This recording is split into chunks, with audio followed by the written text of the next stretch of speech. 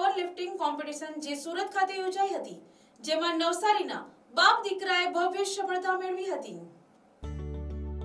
સુરત ખાતે તાજેતરમાં યોજાયેલી Gujarat state power lifting championship 2026માં નવસારીના એક બાપ દીકરાએ સારું પ્રદર્શન કર્યું છે। ગુજરાત પોલીસ ખાતામાં ફરજ બજાવતા અને નવસારી રહેવાસી દિગ્વિજયસિંહ વિનોદસિંહ સિસોદિયા તથા તેમના 14 વર્ષીય પુત્રએ આ ચેમ્પિયનશિપમાં ભાગ લીધો હતો।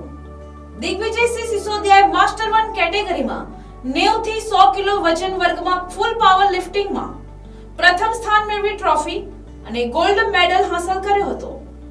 આ ઉપરાંત તેમણે બેન્ચ પ્રેસ અને ડેડલિફ્ટ સહિત ત્રણેય મુખ્ય કેટેગરીમાં પણ પ્રથમ સ્થાન મેળવીને ગોલ્ડ મેડલ જીત્યા હતા।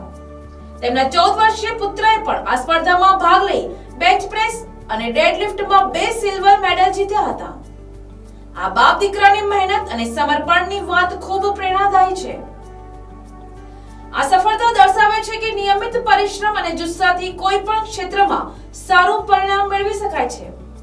નવસારીના બાપ દીકરાએ નવસારી જિલ્લાનું નામ રોશન કર્યું છે। Bureau report NTC news Navsari.